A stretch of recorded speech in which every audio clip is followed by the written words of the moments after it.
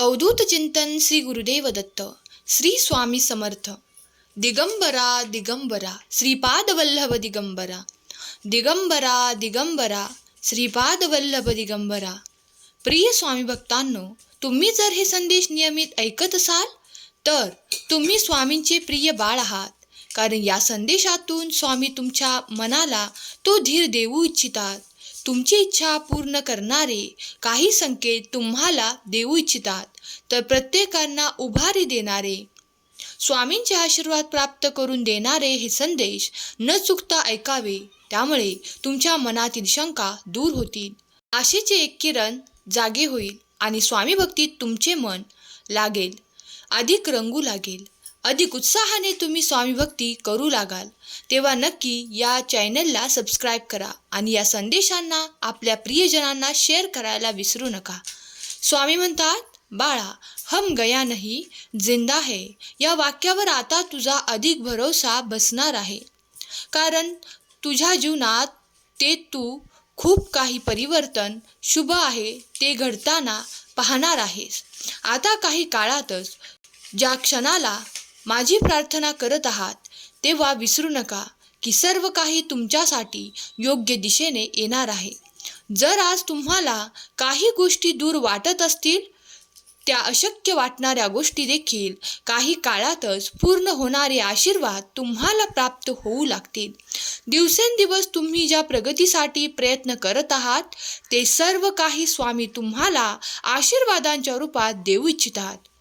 या संदेशाचा शेवटच्या क्षणापर्यंत तुम्ही हा संदेश ऐकावा अशी स्वामींची तुम्हाला आज्ञा आहे. कारण तुमच्या निगडीत असलेल्या समस्या आणि त्याचे उत्तर स्वामी तुम्हाला या संदेशातून देत आहेत.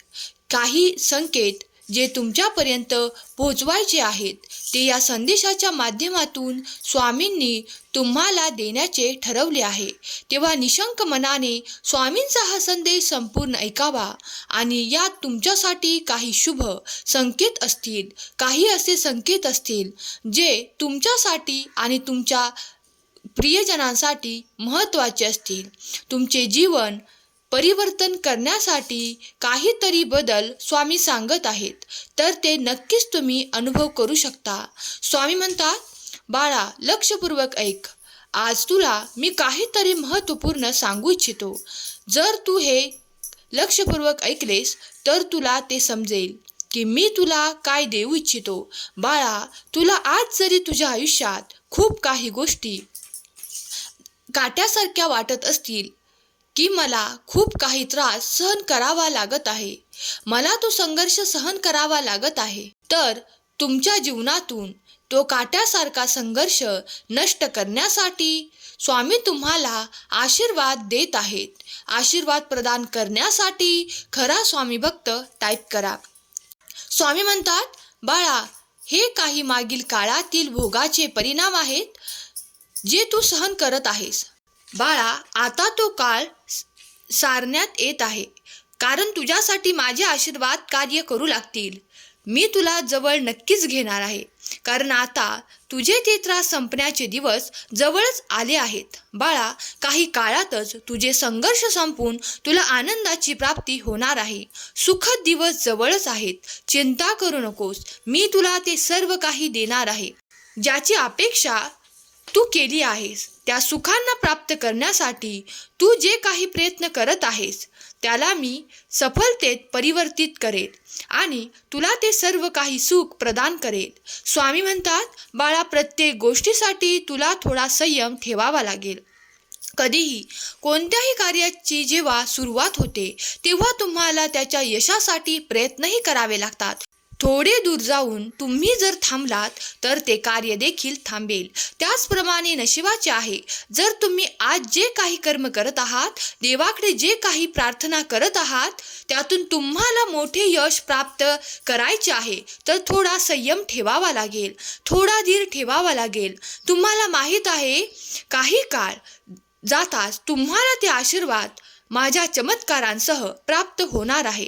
तेव्हा शांत रहा आणि एकाग्र मनाने आपले कर्म करा. देवाचे ध्यान करायला चुकू नका, कारण तुम्ही देवाकडूनच आला आहात आणि देव तुमची प्रत्येक इच्छा जाणतात. सर्व काही आशीर्वाद तुमच्या कल्याणासाठी येत आहेत. आता इथून पुढे उशीर होणार नाही.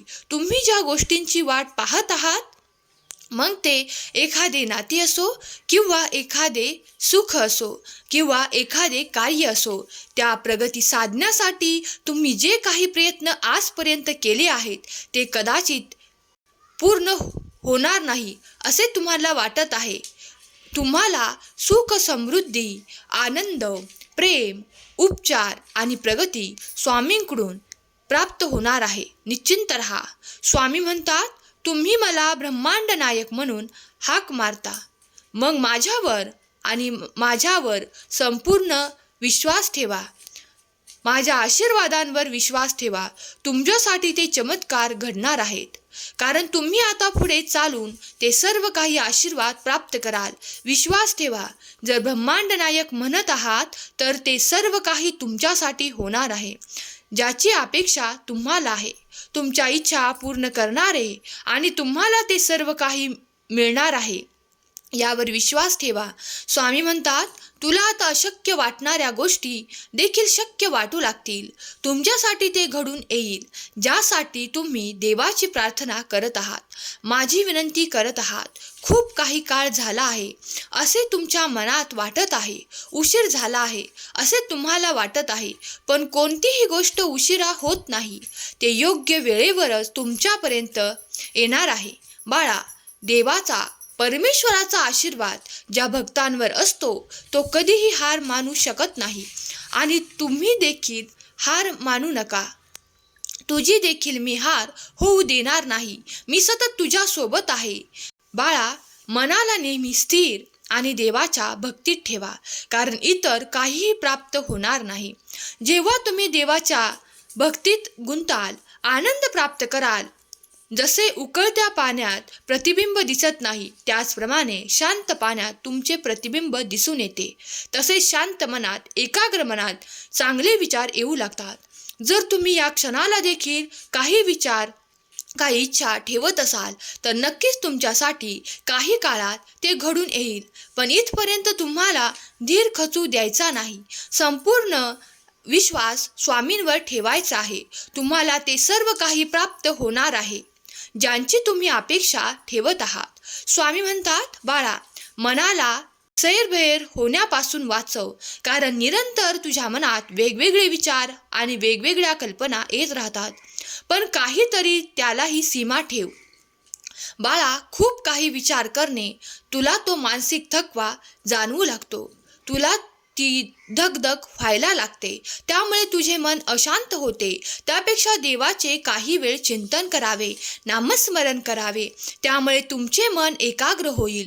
तुम्हाला तो मार्ग दिसेल, जो मार्ग स्वामी तुम्हाला देऊ इच्छितात. मार्गावर चालण्याची तयारी देखील तुम्ही ठेवली तर तुमची हार होणार नाही. तुम्ही अपयशी ठरणार नाही.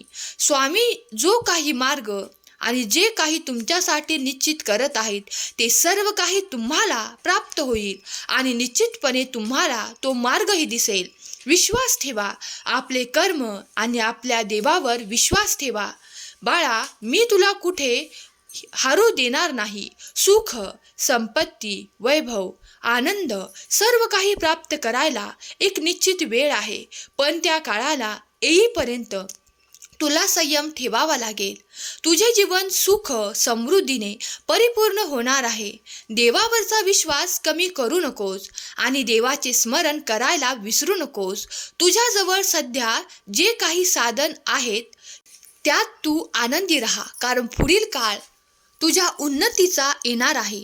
लक्षात ठेवा, तुम्हाला जे काही प्राप्त होणार आहे ते सर्व काही आशीर्वाद देवाकडून येत आहेत. पदोन्नती, आर्थिक उन्नती हे सर्व काही देवाने दिलेले आशीर्वाद. त्यात सर्वात अधिक आनंदमय तुमचे नाते आहे, जे तुम्हाला देवाने आशीर्वादांसह दिले आहे. त्यात तुम्ही अधिक आनंदी राहावे अशी स्वामींची इच्छा आहे. स्वामींची भक्ती करावी आणि संपूर्ण कुटुंबाने आनंदी राहावे अशी स्वामी तुम्हाला आज्ञा करतात. स्वामी तुमच्या सर्व काही इच्छा पूर्ण करोत.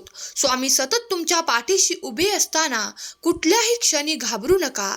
तुम्हाला जे काही कर्म प्राप्त आहे त्या कर्मात मन लावणे अधिक सुरू करा. तुमची प्रगती वेगवान नक्कीच होईल. स्वामींचा आशीर्वाद तुम्हाला नक्कीच प्राप्त होईल. श्री स्वामी समर्थ हा जप अत्यंत प्रीतीने करा. प्रत्येकाच्या आयुष्यात काही ना काही अडचणी आणि काही ना काही दुःख आहेत. मग त्यांना कवटाळून बसणे हाच पर्याय नाही, तर स्वामी सेवा करून आपले मन स्वामींकडे वळवा. कारण कधीही कोणत्याही क्षणाला काही चमत्कार होऊ शकतो. तेव्हा देवावर विश्वास ठेवा. सर्व काही चांगलेच होणार आहे. स्वामी तुमच्या सर्व काही इच्छा पूर्ण करोत आणि तुमच्या कुटुंबाला सुख, संपत्ती, आनंद आणि प्रगतीची वाट देवोत. ही स्वामी माऊली चरणी प्रार्थना. केलेली सेवा स्वामी माऊली चरणी अर्पण करते. आजचा हा संदेश शेवटपर्यंत ऐकल्याबद्दल धन्यवाद. श्री स्वामी समर्थ. जय जय स्वामी समर्थ.